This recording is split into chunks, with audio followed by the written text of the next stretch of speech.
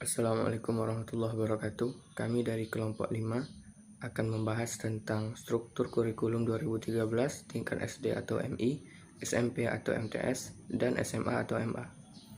Yang beranggotakan Dwi Zawinki Octavian Al-Fajri, Fauziah, dan Yuri Solvianetri. Pembahasan yang pertama adalah tentang kurikulum. Kurikulum adalah seperangkat atau sistem rencana dan pengaturan mengenai isi dan bahan pembelajaran yang dipedomani dalam aktivitas belajar mengajar. Secara umum, kurikulum 2013 bertujuan untuk mempersiapkan siswa untuk memiliki kemampuan hidup sebagai pribadi dan warga negara yang beriman, produktif, inovatif, kreatif, dan efektif, serta mampu berkontribusi pada kehidupan masyarakat, berbangsa, bernegara, dan peradaban dunia. Struktur kurikulum menggambarkan konseptualisasi konten kurikulum dalam bentuk mata pelajaran. Posisi konten atau mata pelajaran dalam kurikulum, distribusi konten atau mata pelajaran dalam semester atau tahun, beban belajar untuk mata pelajaran dan beban belajar per minggu untuk setiap peserta didik. Struktur kurikulum adalah juga merupakan aplikasi konsep pengorganisasian konten dalam sistem belajar dan pengorganisasian beban belajar dalam sistem pembelajaran. Pengorganisasian konten dalam sistem belajar yang digunakan adalah sistem semester, sedangkan pengorganisasian beban belajar dalam sistem pembelajaran berdasarkan jam pelajaran per semester. Struktur kurikulum juga gambaran mengenai penerapan prinsip kurikulum mengenai posisi seorang siswa dalam menyelesaikan pembelajaran di suatu satuan atau jenjang pendidikan. Lebih lanjut, struktur kurikulum menggambarkan posisi belajar seorang siswa, yaitu apakah mereka harus menyelesaikan seluruh mata pelajaran yang tercantum dalam struktur atau kurikulum memberi kesempatan kepada peserta untuk menentukan berbagai pilihan. Selanjutnya adalah karakteristik kurikulum 2013. Yang pertama, mengembangkan keseimbangan antara sikap spiritual dan sosial, pengetahuan dan keterampilan, serta menerapkannya dalam berbagai situasi di sekolah dan masyarakat. Yang kedua, menempatkan sekolah sebagai bagian dari masyarakat yang memberikan pengalaman belajar agar peserta didik mampu menerapkan apa yang dipelajari di sekolah ke masyarakat dan memanfaatkan masyarakat sebagai sumber belajar. Yang ketiga, memberi waktu yang cukup leluasa untuk mengembangkan berbagai sikap, pengetahuan, dan keterampilan. Yang keempat, mengembangkan kompetensi yang dinyatakan dalam bentuk kompetensi inti kelas yang dirinci lebih lanjut dalam kompetensi dasar mata pelajaran. Yang kelima, mengembangkan kompetensi inti kelas menjadi unsur pengorganisasi kompetensi dasar. Semua kompetensi dasar dan proses pembelajaran dikembangkan untuk mencapai kompetensi yang dinyatakan dalam kompetensi inti.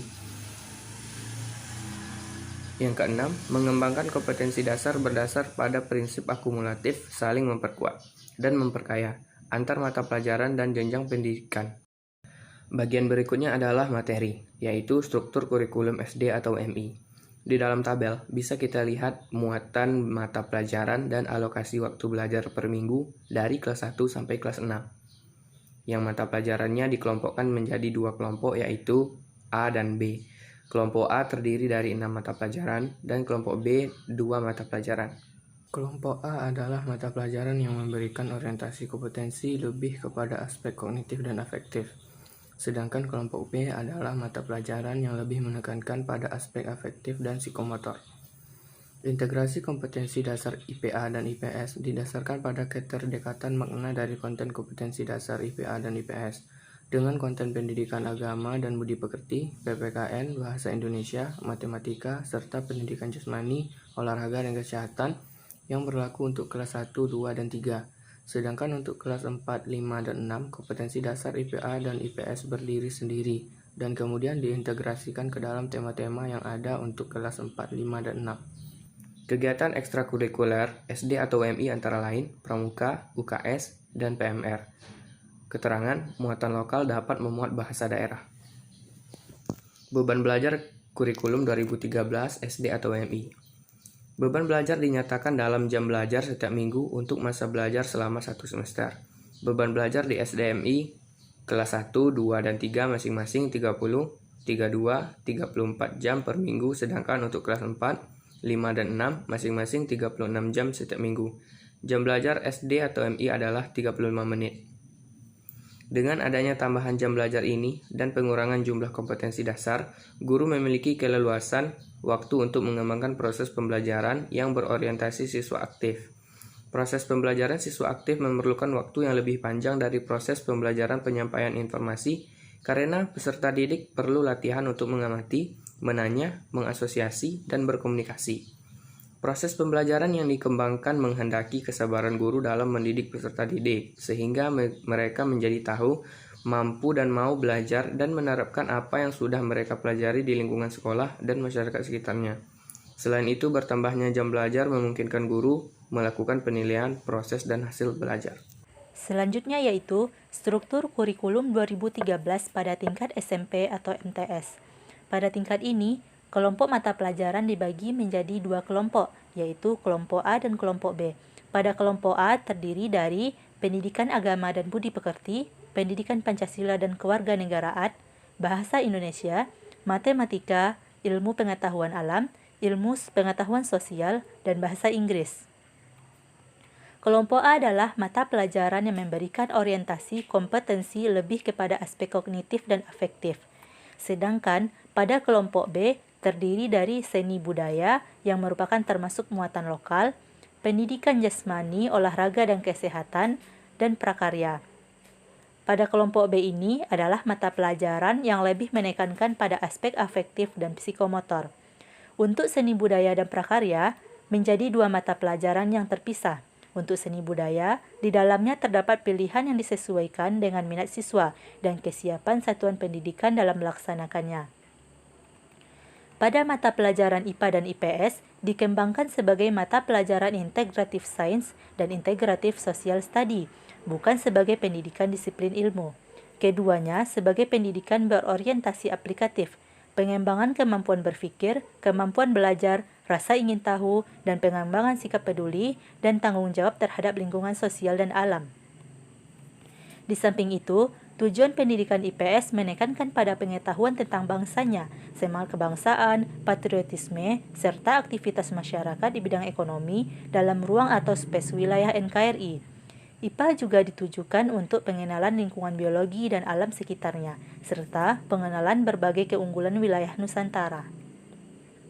Sedangkan untuk seni budaya terdiri atas 4 aspek, yakni seni rupa, seni musik, seni tari, dan seni teater. Masing-masing aspek diajarkan secara terpisah dan setiap satuan pendidikan dapat memilih aspek yang diajarkan sesuai dengan kemampuan guru dan fasilitas pada satuan pendidikan itu. Untuk prakarya terdiri atas 4 aspek, yakni kerajinan, rekayasa, budidaya, dan pengolahan.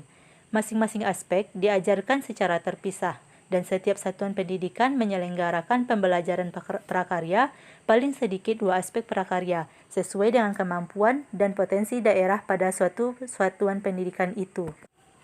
Sedangkan ekstrakurikuler pada SMP atau MTS yaitu pramuka wajib, OSIS, UKS, dan PMR. Kemudian, beban belajar kurikulum 2013 pada tingkat SMP atau MTS. Dalam struktur kurikulum SMP atau MTS ada penambahan jam belajar per minggu, yang dari semula 32 menjadi 38 untuk masing-masing kelas, yaitu kelas 7, 8, dan 9. Sedangkan lama belajar untuk setiap jam belajar di SMP atau MTS tetap, yaitu 40 menit. Dengan adanya tambahan jam belajar ini dan pengurangan jumlah kompetensi dasar, guru memiliki keleluasaan untuk mengembangkan proses pembelajaran yang berorientasi siswa aktif belajar. Proses pembelajaran siswa aktif memerlukan waktu yang lebih panjang dari proses pembelajaran penyampaian informasi, karena peserta didik perlu latihan untuk melakukan pengamatan, menanya, asosiasi, menyaji, dan komunikasi. Proses pembelajaran yang dikembangkan guru menghendaki kesabaran dalam menunggu respon peserta didik, karena mereka belum terbiasa. Selain itu, bertambahnya jam belajar memungkinkan guru melakukan penilaian proses dan hasil belajar.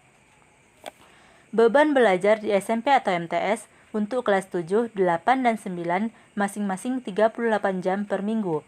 Jam belajar SMP atau MTS adalah 40 menit. Baiklah, di sini saya akan menjelaskan materi tentang struktur kurikulum SMA. Yang pertama yaitu pengertian.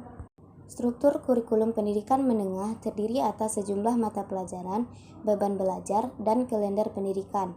Mata pelajarannya terdiri atas yang pertama, mata pelajaran wajib yang diikuti oleh seluruh peserta didik di satu satuan pendidikan pada setiap satuan atau jenjang pendidikan. Yang kedua yaitu mata pelajaran pilihan yang diikuti oleh peserta didik sesuai dengan pilihan mereka. Kemudian yaitu materi struktur kurikulum SMA. Struktur kurikulum SMA terdiri atas yang pertama, kelompok mata pelajaran wajib yaitu kelompok A dan kelompok B. Kelompok A adalah mata pelajaran yang memberikan orientasi kompetensi lebih kepada aspek kognitif dan afektif, sedangkan kelompok B adalah mata pelajaran yang lebih menekankan pada aspek afektif dan psikomotor.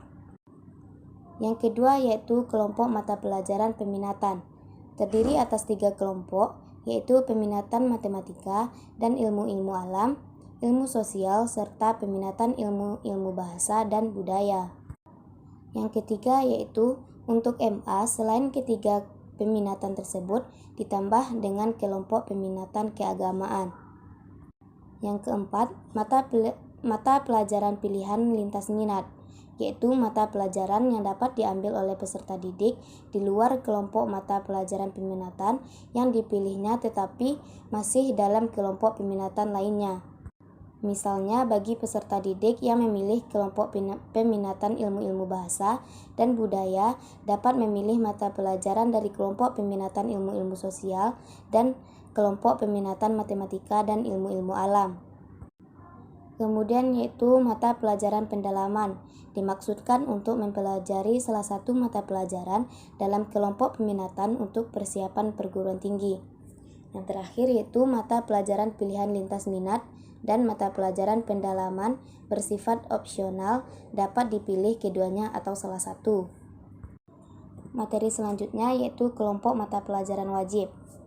Kelompok mata pelajaran wajib merupakan bagian dari kurikulum pendidikan menengah yang bertujuan untuk memberikan pengetahuan tentang bangsa, bahasa, sikap sebagai bangsa, dan kemampuan penting untuk mengembangkan logika dan kehidupan pribadi peserta didik, masyarakat dan bangsa, pengenalan lingkungan fisik dan alam, kebugaran jasmani, serta budaya daerah dan nasional. Dalam struktur kurikulum SMA, ada penambahan jam belajar per minggu sebesar 4-6 jam sehingga untuk kelas 10 bertambah dari 38 jam menjadi 42 jam belajar dan untuk kelas 11 dan 12 bertambah dari 38 jam menjadi 44 jam belajar. Sedangkan lama belajar untuk setiap jam belajar adalah 45 menit.